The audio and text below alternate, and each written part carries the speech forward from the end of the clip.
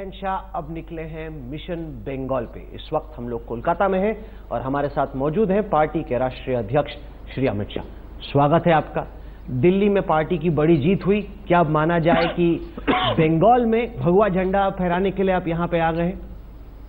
देखिए, मेरा बंगाल का अभी का जो 3 दिन का टूर है, ये पार्टी एक्सपेंशन का ही प्रोग्राम है और न केवल बंगाल, पूरे देश भर में लगभग भारतीय जनता पार्टी के 3.5 लाख से ज्यादा कार्यकर्ता फुल टाइमर बनकर हर बूथ में पार्टी के एक्सपेंशन के लिए काम करने वाले हैं। और दीनदयाल विस्तारक योजना जो दीनदयाल जन्म शताब्दी के तहत चल रही है, उसी के तहत मैं भी एक कार्यकर्ता के नाते 3 दिन बंगाल में आया हूं।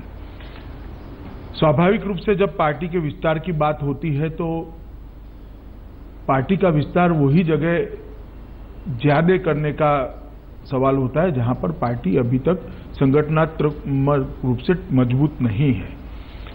तो हमारा फोकस केरल, आंध्र, तेलंगाना, तमिलनाडु, उड़ीसा, बंगाल, त्रिपुरा और नॉर्थ ईस्ट पर है और ये सभी जगह पे मेरे दौरे लगे हैं। मैं 3 दिन रहने वाला हूं और देश के हजारों कार्यकर्ता हर राज्य में इस प्रकार से एक बूथ पकड़कर बूथ स्तर पर भारतीय जनता पार्टी का विस्तार करने के लिए, एक्सपेंशन के लिए निकले हैं और ये हमारी बहुत महत्वपूर्ण योजना है और बहुत अच्छा प्रतिसाद बंगाल के अंदर मिल रहा है। बंगाल में मुझे स्पष्ट दिखाई दे पड़ रहा है कि यहाँ पर भारतीय जनता पार्टी बहुत मजबूत होकर उभरने वाली है। पर तृणमूल कह रही है कि अमित शाह ही नहीं आए हैं, उनके साथ सीबीआई भी आई है, इनकम टैक्स डिपार्टमेंट भी आए। उनका कहना है कि साम दाम दंड भेद सब तरीके अपना रही है बीजेपी कि किसी तरीके से ममता बनर्जी गिर जाए। देखिए, आपने शायद नारदा स्ट्रिंग देखा है या नहीं देखा है मुझे मालूम नहीं। कोर्ट, सीबीआई जांच, ये सारी चीजों को साइड पर रख दीजिए। जब आप कैमरे के सामने घूस ले रहे हो, किसी का दोष क्यों निकालना? आपके नेता कैमरे के सामने घूस ले रहे हैं, इसका क्या जवाब है आपके पास? और नारदा की सीबीआई जांच का निर्णय भारतीय जनता पार्टी की मोदी सरकार ने नहीं किया है। पहले कलकत्ता हाई कोर्ट ने किया और उसके बाद सुप्रीम कोर्ट ने, देश की सर्वोच्च अदालत ने किया है। तो सीबीआई को कारण क्यों दे रहे हैं भैया? ये कोई गलत प्रकार के केस ने जिसमें आप स्पष्ट रूप से घूस लेते हुए दिखाई पड़ते हैं। ममता बनर्जी कहती हैं कि वो सीडीज फिक्स्ड है, वो अपने नेताओं को बचा रही हैं, डिफेंड कर रही हैं। उनका कहना है कि एक साजिश के तहत किया गया। नहीं, मगर वो नेता उनके है या नहीं है? उन्हीं के नेता हैं, डाउट क्या है? और घूस ले रहे हैं या नहीं ले रहे? कैमरे पे तो दिख रहा है ले रहे हैं। तो फिर किसी ने साजिश करी या नहीं करी, आप साजिश कैमरा के बगैर घूस लेना वो ठीक है और कैमरा के सामने कोई घूस लेते पकड़े जाए तो साजिश है। मेरी तो समझ में नहीं आया किस प्रकार का तर्क दे रही हैं। लेकिन उनका कहना है कि जो नेता पकड़े गए हैं, नारदा स्टिंग हो, उससे पहले शारदा की इन्वेस्टिगेशन हो, उनको एक तरीके से प्रेशर में डाला जा रहा है कि वो सरकार के खिलाफ या ममता बनर्जी के खिलाफ या तृणमूल के खिलाफ कुछ बोले ताकि उनको तोड़ा जाए, दबाया जाए, प्रेशर में डाला जाए। कितने समय से शारदा का जांच चल रहा है? कम से कम 2.5 साल से। शारदा कांड में लिप्त एक भी व्यक्ति को भारतीय जनता पार्टी ने ज्वाइन नहीं किया है, ना हमारा ये मकसद है। मगर भ्रष्टाचार को भी हम विपक्ष में रहते हुए बंगाल में उजागर न करें। ये भारतीय जनता पार्टी का दायित्व है कि जो भ्रष्टाचार यहां पर बढ़ा है, पनपा है, उसको उजागर कर। क्या आपको लगता है कि ममता बनर्जी खुद जिम्मेदार है नारदा शारदा की? स्वाभाविक रूप से वो पार्टी की अध्यक्ष है, यहां पर मुख्यमंत्री है। भ्रष्टाचार पर कंट्रोल करना, उनके मंत्रियों को कंट्रोल करना उनकी जिम्मेदारी है। क्या नहीं, क्या आपको लगता है कि वो भी जेल जा सकती हैं? क्या वो भी फंस सकती हैं? मैंने ऐसा नहीं कहा कौन जेल जाएगा, ये भी नहीं कहता, मगर भ्रष्टाचार न बढ़े इसकी जिम्मेदारी स्वाभाविक रूप से मुख्यमंत्री जी की होती है, पार्टी के अध्यक्ष की होती है। इसके अलावा दूसरा जो आप पे आरोप लग रहा है अमित शाह साहब, वो ये कि जैसे जैसे आप बंगाल में अपनी पार्टी को एक्सपेंड करने की कोशिश करो, वैसे वैसे यहाँ पे भगवाकरण की कोशिश का आरोप आप पे लग रहा है। हालांकि ममता बनर्जी ने अब काउंटर में हम लोग देख रहे हैं कि रामनवमी, हनुमान जयंती रैलीज इस तरह से ऑर्गेनाइज कर दी कि कहीं ये मैसेज ना जाए कि बीजेपी ही एक धार्मिक पार्टी है। वो कहते हैं कि जितना धर्म आप जानते हैं उतना ही धर्म हम जानते हैं। इसमें हमें कोई आपत्ति नहीं, अच्छा है, हमारे कारण उनको धर्म तो याद आ गया है। लेकिन क्या आपको लगता है कि बीजेपी के ही चक्कर में उनको याद आ रहा है? क्योंकि पहले यहाँ पे इस तरह की रैली नहीं होती थी, तरह से ना राम जन्मदिन मनाया जाता था, ना ही उस तरीके से रैलीज निकलती थी, कम से कम तृणमूल तो नहीं निकालती थी। देखिए, यहाँ की रामजन्मभूमि की रैली, रामनवमी की रैली भी भारतीय जनता पार्टी ने ऑर्गेनाइज नहीं की, कोई सामाजिक संस्था ऑर्गेनाइज करती है। भारतीय जनता पार्टी के कार्यकर्ता नेता इसमें हिस्सा लेते हैं। पर ये एक बात साफ हो गई लग रहा है कि कहीं ना कहीं ममता बनर्जी को भी इस बात का एहसास है कि बीजेपी ही अब प्रिंसिपल ऑपोजिशन है कोलकाता की। वो बंगाल की जनता तय कर चुकी है राहुल जी। 3 चुनाव से उपचुनाव जो होते हैं उसमें हम नंबर 2 बन रहे हैं। बाकी सारी पार्टियां ऑपोजिशन की, बंगाल में जो ऑपोजिशन की पार्टियां इरेलीवेंट होती जा रही, तो बंगाल में अब बीजेपी ही प्रिंसिपल ऑपोजिशन पार्टी का स्थान ले चुकी है। और अगले चुनाव में आप 2019 में, मेरी बात याद रखना, सबसे ज्यादा लोकसभा की सीट भारतीय जनता पार्टी जीत कर बाहर आएगी। आप ये दावा तो कर रहे हैं, लेकिन सवाल ये भी उठ रहा है, जिस दिन आप नक्सलबाड़ी में थे उसी दिन इत्तेफाक से सुकमान्य में नक्सल हमला हो गया, तो लोगों ने कहा कि नक्सलबाड़ी आप जा रहे हैं, वहां से अपनी पार्टी के एक्सपेंशन की शुरुआत कर रहे हैं, और उसी वक्त पे नक्सल हमला हो गया। सवाल पूछे गए कि डिमोनेटाइजेशन के बाद इतने बड़े दावे किए गए कि हमने कमर तोड़ दी, फाइनेंशियल रीढ़ की हड्डी तोड़ दी, अब उन नक्सलियों के पास कोई पैसा नहीं। मार्च में भी हमला किया, अभी भी हमला किया, 2 दर्जन से ज्यादा हमारे जवान शहीद हो गए। देखिए, आपका जवाब, सवाल का जवाब मैं 3 हिस्सों में दूंगा। पहली बात कि नक्सलबाड़ी का सील हुआ, राहुल जी, ये वही जगह है जहां से हिंसा के माध्यम से परिवर्तन की थ्योरी को इवॉल्व किया गया और देश ने बहुत खराब परिणाम भुगतने पड़े हैं। माओवाद, नक्सलवाद, ये पूरे देश की जनता ने, लगभग 9-10 राज्यों की जनता ने इसको भुगता है। उसी जगह से मेरा भारतीय जनता पार्टी के एक्सपेंशन का प्रोग्राम शुरू करने का, दीनदयाल उपाध्याय विस्तारक योजना शुरू करने का मकसद ये था कि जिस विचारधारा ने हथियारों से बदलाव हो सकता है ये थ्योरी दी थी, इसके विपरीत हम नरेंद्र मोदी की सबका साथ, सबका विकास और दीनदयाल जी की अंत्योदय की थ्योरी को लेकर आगे बढ़ रहे हैं। ये मेरा मकसद था। दूसरा, जहां तक सुकमा का सवाल है, आप निश्चित मानकर चलेगा कि सुकमा की घटना, इन पर जो दबाव बढ़ा है, इसकी बौखलाहट है।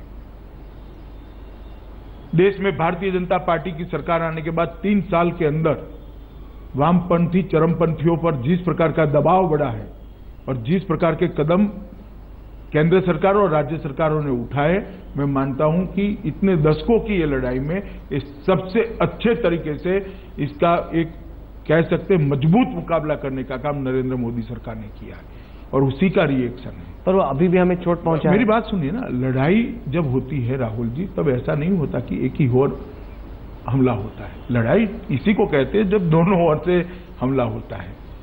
मगर ये 24 जवान जो शहीद हुए हैं, मैं आपको कहना चाहता हूं राहुल जी, इनकी शहादत विफल नहीं जाएगी।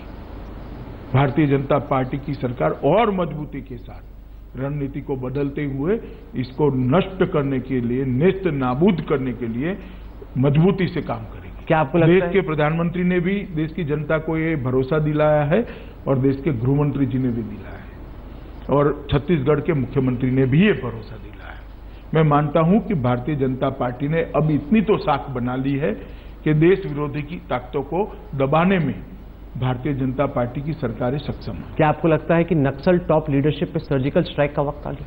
सर्जिकल स्ट्राइक शब्द प्रयोग ठीक नहीं है, मगर कठोर कार्यवाही होगी। नहीं, पर सवाल ये भी उठा कि अब आप ही को 3 साल होने को है, 5 किलोमीटर बने हैं करीब 60 किलोमीटर की सड़क में पिछले 5 साल में, उसमें से 3 साल तो आपके हैं। तो आप डेवलपमेंट की बात करते हैं कि विकास हो रहा है साथ साथ बहुत तेजी से, 5 किलोमीटर 60 में से 5 किलोमीटर 3 साल। आप एक रोड को मत पकड़िए, ये पूरे एरिया में 3000 नए स्कूल बने हैं, लगभग 250 के आसपास पब्लिक हेल्थ सेंटर बन गए हैं, सेकेंडरी स्कूल बन गए हैं, छोटे छोटे रोड बने हैं। और एक नेक्सेस जब बना हुआ होता है तो वो नेक्सेस को समाप्त करने में रणनीतिक दृष्टि से बड़ा समय लगता है और वहां पर स्थितियों में बहुत तेजी से बदलाव आ रहा है। वहां पर हमारे मुख्यमंत्री कार्यक्रम कर रहे हैं, हमारे मंत्री कार्यक्रम कर रहे हैं, पंचायत का चुनाव हुआ है, ये सारी चीजें वहां पर रिस्टोर हो चुकी है। आज एडमिनिस्ट्रेशन वहां पहुंच चुका है। जहां एक जमाने में कलेक्टर को उठाकर ले गए थे, वहीं पर अभी कुछ दिन पहले हमारे मुख्यमंत्री ने 30,000 की बड़ी आम सभा करी है। राहुल जी, परिस्थिति में बहुत तेजी से परिवर्तन आ रहा है, मगर एक घटना जब होती है तो इसके परिप्रेक्ष्य में सारे प्रयासों को विफल मानना मैं नहीं मानता अच्छा एनालिसिस हो। नहीं, क्योंकि जब मनमोहन जी की सरकार थी, दांतेवाड़ा का अटैक हुआ, उस वक्त जो EN राम मोहन कमेटी की रिपोर्ट बनी, 76 हमारे जवान मारे गए, उस रिपोर्ट में जो लिखा गया कि क्या गलतियां हुई, अगर उनकी तुलना आप करते हो 2017 के इस अटैक से, एक ही जगह पर बैठ के सब लंच साथ में कर रहे थे, उसी सड़क का बार बार इस्तेमाल हो रहा था, उसी वक्त पे लगभग निकल रहे थे, तो ऐसा लग रहा है कि जो गलतियां मनमोहन जी के वक्त पे हुई, हूबहू 7 साल बाद हमने वही गलतियां दोहराई। कमेटी की रिपोर्ट बनाना बहुत सरल होता है। अगर जवान एक साथ नहीं रहते तो वहां जिंदा ही नहीं रह सकते। जवानों ने एक साथ ही गश्त लगानी पड़ती है, और जब जवान खाने खाने बैठे तब भी उनकी सुरक्षा का घेरा था, मगर नक्सलियों ने गांव वालों को आगे रखकर हमला किया। इसके कारण जवान कुछ समय के लिए पसोपस में रहे। गांव वालों की भी चिंता करनी पड़ती है। आगे महिलाओं को बंदूक की नोक पर लाया गया था, और सड़क एक ही है, एक ही सड़क पर से गुजरना पड़ेगा। रिपोर्ट और जमीनी स्थिति में बहुत बड़ा अंतर होता है। एक अटैक हुआ छत्तीसगढ़ में, दूसरा अटैक हुआ कश्मीर में, और वहां पे भी हम कश्मीर को लेके तो इस वक्त दुनिया भर में चिंता है, और कुछ लोगों ने तो यहां तक संपादकीय लिखा कि क्या कश्मीर भारत के हाथ से निकल रहा है, स्थिति वहां पे दिन ब दिन खराब होती चली। आप इस सवाल का या इस कंसर्न का क्या जवाब दें? देखिए, भारतीय जनता पार्टी की सरकार है, नरेंद्र मोदी जी प्रधानमंत्री हैं, कोई संभावना नहीं है कश्मीर भारत के हाथ से निकलने का। वो छोड़ दीजिए, इस देश में अब इतनी जागरूकता है कि किसी भी पार्टी की सरकार हो, कश्मीर कभी हिंदुस्तान से अलग नहीं हो सकता। संपादकीय लिखने वालों को स्वतंत्रता होती है लिखने के लिए, मगर ये कभी नहीं हो सकता। और एक फेज है, फेज अपने आप सब लोग मिलकर प्रयास करने से फेज भी हम निकाल लेंगे। अमूमन कश्मीर में जो भी हॉट समर कहते हैं वो हर साल नहीं होती, कुछ कुछ वक्त के बाद आती। पिछले साल भी बुरहान वानी का जब इनकाउंटर हुआ तब स्थिति खराब थी, अभी भी स्थिति खराब है। हाल में आपने तस्वीरें देखी होंगी, छोटी छोटी बच्चियां, स्कूल के बच्चे पत्थर पकड़ के हमारे फोर्सेस के खिलाफ सड़क पर उतर रहे हैं कश्मीर में। उसको लेकर मैं ये नहीं कहता कि चिंता का विषय नहीं है, चिंता का विषय है, मगर इसका मतलब ये नहीं है कि लड़ाई हम हार जाएंगे। तो क्या स्ट्रेटेजी? हम अच्छे से स्ट्रेटेजी राहुल जी कैमरा के सामने नहीं बताई जा सकती। नहीं, पर आपको कुछ ना कुछ मैसेज तो देना। देखिए, मैसेज दिया है, देश के प्रधानमंत्री ने दिया है, वहां के मुख्यमंत्री ने दिया है, देश के गृह मंत्री ने भी दिया है मैसेज। तो हम इसको स्थिति को संभालेंगे और सबके साथ चर्चा करके इसका रास्ता भी निकालेंगे, और हमारी सिक्योरिटी फोर्सेस भी बहुत अच्छे तरीके से काम कर रही है। आपको लगता है कि महबूबा मुफ्ती की सरकार से जो टाई अप हुआ उससे फायदा मिला आपको, या आपको लगता है अब जो आप देखते हैं कि क्या पता गड़बड़? मुझे लगता है इसका एनालिसिस करने में ये समय उचित नहीं है। जब इसका कालखंड समाप्त हो तभी करना चाहिए। ये आपकी बात सही है, लेकिन आपको ये कॉन्फिडेंस है कि कश्मीर की स्थिति कम से कम काबू में आएगी? निश्चित रूप से काबू में आएगी, और कश्मीर मजबूती से के साथ भारत के साथ जुड़ा। क्या मिलिटरीली काबू में आएगी कि कोई पॉलिटिकल डायलॉग भी हो? दोनों तरीके से। कोई एक रास्ता, जब तक सामने से शस्त्र उठाकर कोई काम कर रहा है तो उसका जवाब तो देना ही पड़ेगा सिक्योरिटी फोर्सेस को, चुप नहीं बैठ सकते आप। मगर इसके साथ साथ कूटनीतिक रास्ते भी खुले हैं, और उस रास्ते पर भी प्रयास हो ही रहा है। हो रहे हैं प्रयास जी।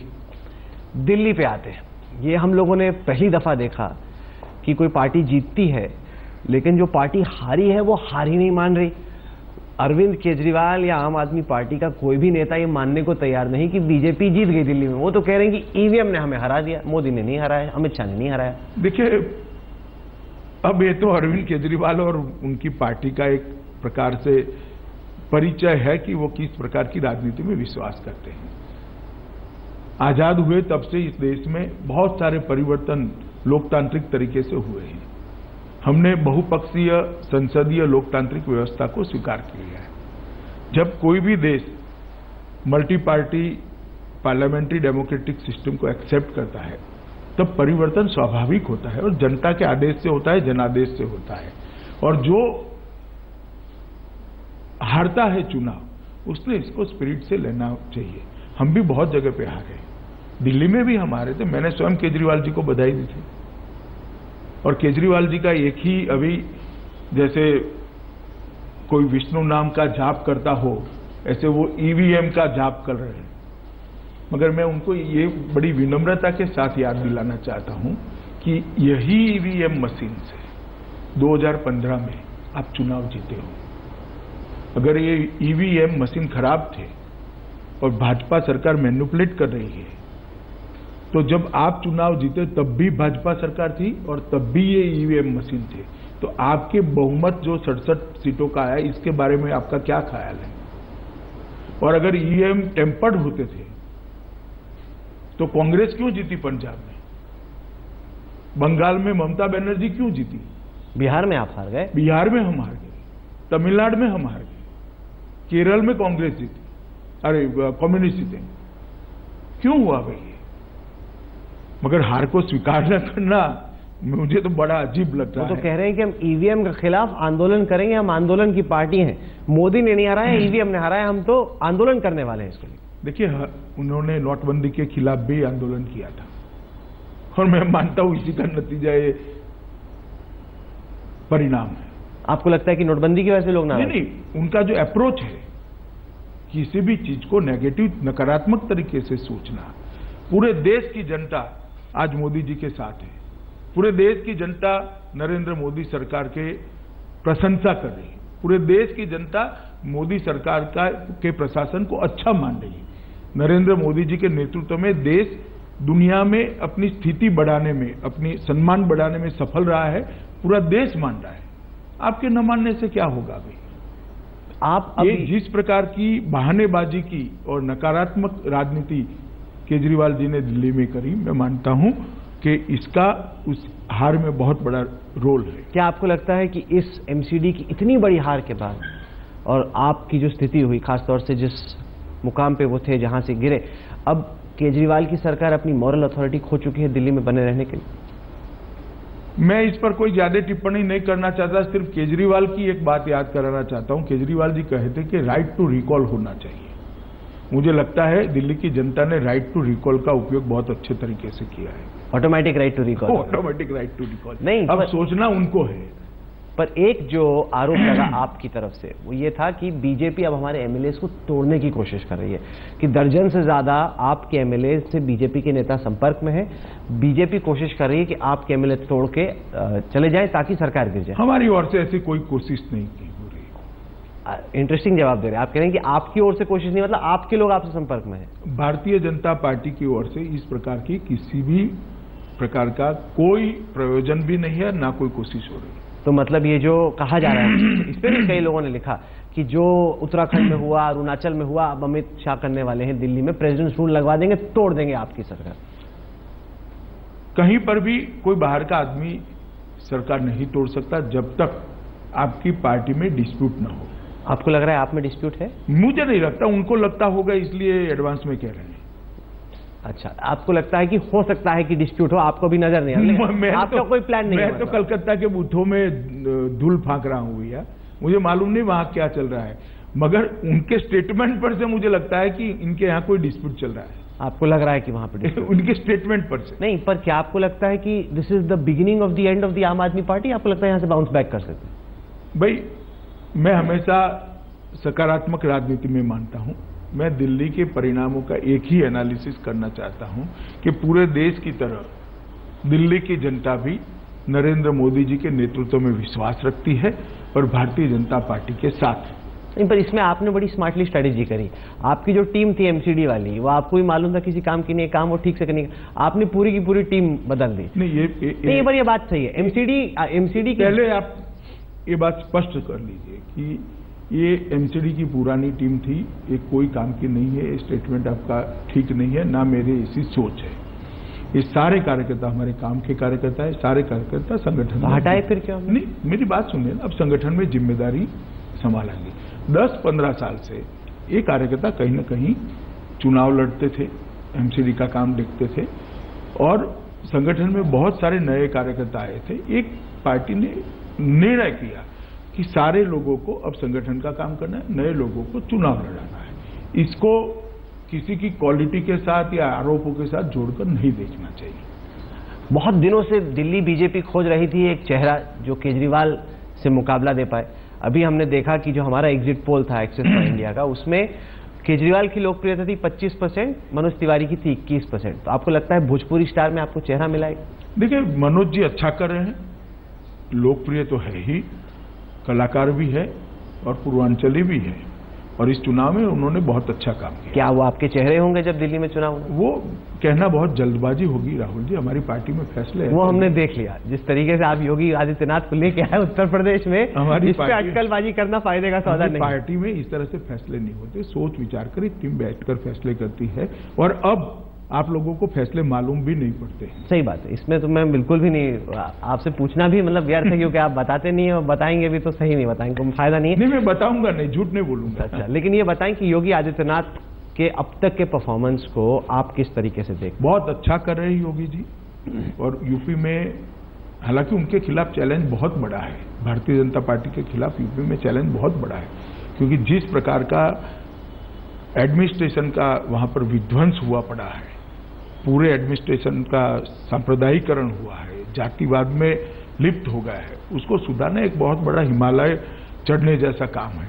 मगर फिर भी योगी जी बहुत अच्छे तरीके से कर रहे हैं, और जो शुरुआत हुई है, मैं बिल्कुल आशान्वित हूं कि यूपी में अच्छा परिवर्तन आएगा। लेकिन साथ ही साथ कुछ वाकये ऐसे हुए, हम लोगों ने एक इन्वेस्टिगेशन की, ऑपरेशन गौरक्षक पार्ट 2 एक बार पहले की थी, फिर मोदी जी का बयान आया, फिर हमने फिर से की। उसमें ये कैमरे पे बहुत खुले तौर पे मान रहे हैं कि हम पिटाई करते हैं, तोड़फोड़ करते हैं, लोगों को पीटते हैं, ऐसा पूरी स्ट्रैटेजी समझा रहे हैं कि हम तोड़ते हैं कि तो ऐसी टांग तोड़ते हैं कि खून ना लगे, ताकि जब केस हो तो हम लोग छूट जाएं। अब देखिए, सारे लोग भारतीय जनता पार्टी या हमारे सहयोगी संगठनों से जुड़े हैं ऐसा नहीं है। इस प्रकार के एलिमेंट सोसाइटी में होते हैं। अगर आप भरोसा रखिए, भारतीय जनता पार्टी की सरकार ये सारी चीजों पर बहुत जल्दी से कंट्रोल कर लेगी। और मैं बताना चाहता हूं राहुल जी कि ये एक ही पक्ष नहीं होता है कानून और व्यवस्था का, बहुत सारा सुधार हुआ है, बहुत सारा, सिर्फ सरकार बनने से ही अपने आप में बहुत सारा सुधार हुआ है, और हकारात्मक सकारात्मक संदेश भी जनता के बीच में गया है, ऐसा नहीं है। मगर इसको मैं हल्के से नहीं लेता, मेरी पार्टी की सरकार की जिम्मेदारी है कि इसको खत्म करना चाहिए और उसको कठोरता से समाप्त करना। आप बहुत मजबूत बयान दे रहे हैं इस वक्त, और पीएम ने भी ऐसा ही बहुत मजबूत बयान दिया था। उन्होंने तो ये तक कहा था कि 70 से 80% ऐसे लोग हैं जो कि गुंडागर्दी कर रहे हैं गौरक्षा के नाम पे, जो गलत है। लेकिन उनके बयान के बाद भी चीजें नहीं चेंज हुई। मैंने जो कहा उसको आप गौरक्षा के साथ मत जोड़िए। मैंने ये कहा है कि भी किसी भी प्रकार की कानून हाथ में लेने की प्रक्रिया को हम निश्चित रूप से कठोरता से निश्चित कर देंगे। ये आपकी कमिटमेंट है, और जो भी ऐसा करेगा आपकी कमिटमेंट। और ऐसा नहीं है कि कमिटमेंट देने की मुझे जरूरत है, ये कोई पहली सरकार नहीं है भारतीय जनता पार्टी की। 13 जगह पे सरकार चल रही है और सब जगह पे हम करते ही है, बहुत अच्छे से चल रहा है। अच्छा, हम लोग ट्रिपल तलाक पे आते हैं। ट्रिपल तलाक को आपने बहुत बड़ी मुहिम के तौर पे देखा। हमने तो यहाँ तक देखा कि कई सारी मुस्लिम महिलाएं आई हुई हैं योगी जी से मिलने के लिए। जब वो जनता दरबार करते हैं तो लोग आके अपनी पीड़ा बताते हैं, और हमने भी जो शोज किए, मुस्लिम महिलाएं वाकई पीड़ित हैं। क्या आपको लग रहा है कि हम ट्रिपल तलाक को खत्म करने की दिशा में बढ़ पाएंगे? क्योंकि all India Muslim personal law board इसकी जम के मुखालफत करे, वो नहीं मान रहे। देखिए, भारतीय जनता पार्टी ने अपना स्टैंड स्पष्ट कर दिया है कि मुस्लिम महिलाओं को भी संविधान ने जो अधिकार दिए हैं वो मिलने चाहिए, इसलिए हम ट्रिपल तलाक के पक्ष में नहीं है। भारतीय जनता पार्टी की सरकार ने भी अपना स्टैंड देश की सर्वोच्च अदालत के सामने रख दिया है, स्पष्ट कर दिया है। अब 15 मई से अदालत में बहस होनी है, इस पर मेरी अभी टिप्पणी करना कोई बहुत उचित नहीं होगा। मगर जहां तक भारतीय जनता पार्टी का सवाल है, हम मानते हैं कि इस देश की मुस्लिम महिलाओं को भी जो संविधान प्रदत्त अधिकार है वो मिलने चाहिए, और उनके अधिकारों की रक्षा होनी चाहिए। ईवीएम की चर्चा हुई तो खत्म होने से पहले एक जो दूसरी डेफिनेशन निकली ईवीएम की, वो है कि इलेक्शन विनिंग मशीन। वी को आप डब्ल्यू कर दीजिए, तो इलेक्शन विनिंग मशीन।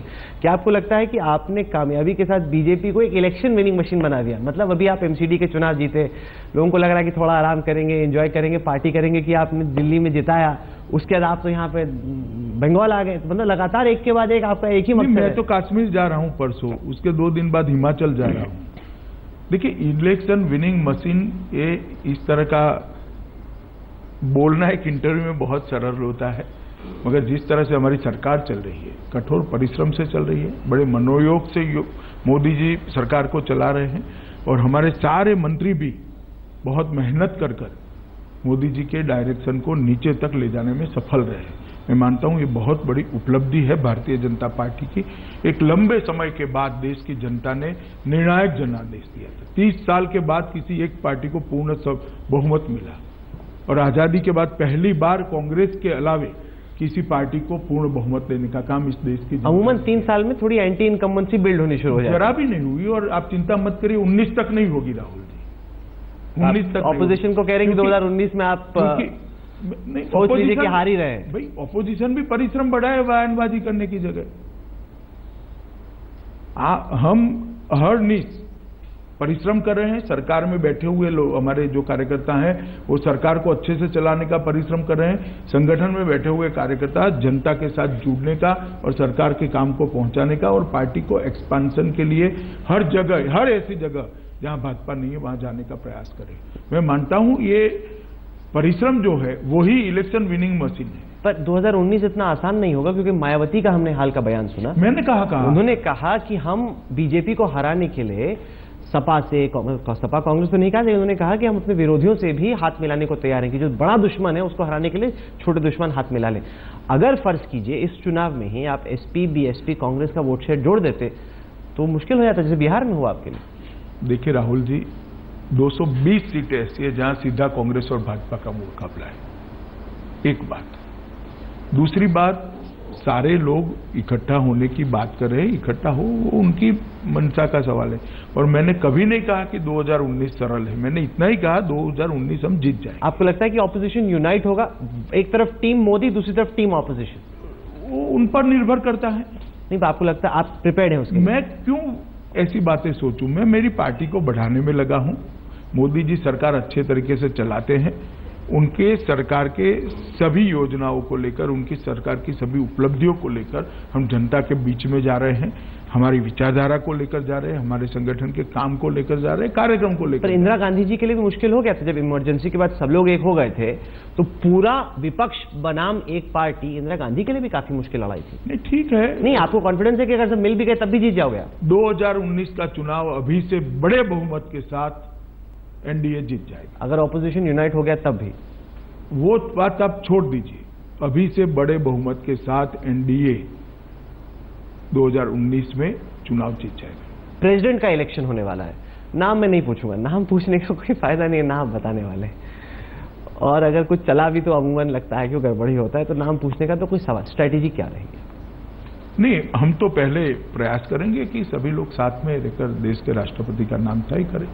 नहीं, पर जैसे वाजपेयी जी ने एपीजे अब्दुल कलाम जैसे राष्ट्रपति दिया, आप भी ऐसा कोई आइकॉनिक चेहरा चाहेंगे? अभी ऐसी कोई चर्चा संघ नहीं से ही या बीजेपी से ही निकल? अभी ऐसी कोई चर्चा किसी स्तर पर नहीं हुई। अब एनडीए के साथियों से चर्चा करेंगे, उसके बाद में भारतीय जनता पार्टी के लोग भी, हमारे नेता भी साथ में बैठकर इसका विचार करेंगे, बाद में ही निर्णय होगा। अभी मैं यहाँ पे आने से पहले एमसीडी चुनाव के बाद कुछ कांग्रेसियों से बात कर रहा था। उन्होंने कहा कि जब कांग्रेस मुक्त भारत अमित शाह ने कहा, तो उन्होंने उस टाइम पे ये तो नहीं एक्सप्लेन किया कि सारे कांग्रेसियों को आप बीजेपी में ले लेंगे इसलिए कांग्रेस मुक्त हो जाएगा भारत। तो वो ये कह रहे अभी अरविंदर लवली आए हाल में, उससे पहले आप उत्तर प्रदेश में देखिए रीता बहुगुणा जोशी, उत्तराखंड में देखिए। ये जो आपकी एक स्ट्रेटेजी है, टैक्टिक है कि आप कांग्रेसियों को ही ले लेते हैं अपनी पार्टी में, फिर कैसे कांग्रेस मुक्त? नहीं, ऐसा नहीं है। देखिए, रीता बहुगुणा, हमारे पास 325 विधायक हैं उत्तर प्रदेश में, उसमें से कांग्रेस से आए हुए 4 हैं। तो कांग्रेसी आते ही इसी के कारण सरकार बनती है, ऐसा नहीं। ये कहना भी ठीक नहीं है। मानो उत्तराखंड में हमारे पास 57 विधायक हैं, तो कांग्रेस से आए हुए 8 हैं। बहुत ज्यादा नहीं हो? ज्यादा नहीं है। 57 में से 8 निकाल दो तो भी बहुमत होता है। 325 में से 4 निकाल दो तो भी बहुत बड़ा बहुमत बनता है। इसको इस तरह से प्रचारित नहीं करना। भारतीय जनता पार्टी में जो भी नेता जुड़ता है, जो चुनाव के पहले जुड़ता है और चुनाव के पहले जुड़ने के बाद एक जनादेश प्राप्त कर भारतीय जनता पार्टी के नेतृत्व और विचारधारा को स्वीकार कर जनता के सामने वो जाता है, चुनाव फेस कर वो विधायक या सांसद बनकर सरकार में जुड़ता है। तो ये प्रक्रिया को राजनीति के अंदर अलग दृष्टि से नहीं देखनी चाहिए। जो इंदिरा जी के जमाने में आया राम गया राम की व्याख्या हुई थी, इसको इसके साथ मत जोड़िए। ये अलग प्रकार की प्रक्रिया है। मानो चुनाव हो रहा है, उसके पहले कोई अपना विचार बदलकर पार्टी, आज लवली जी जुड़े हैं हमसे, क्या हासिल है? कोई हासिल नहीं है। दिल्ली के चुनाव का भी समय बाकी है। अब वो चुनाव लड़ेंगे, जनता उनको बीजेपी के सिंबल पर वोट देगी, तो मैं नहीं मानता इसमें कोई अनुचित या नैतिक चीज है। ये ठीक ही है।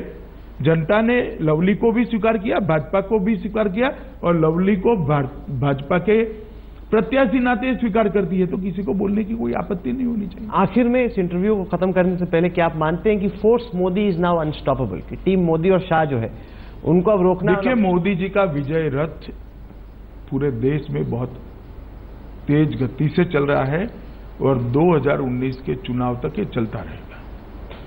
चलिए, आप जुड़े हमारे साथ।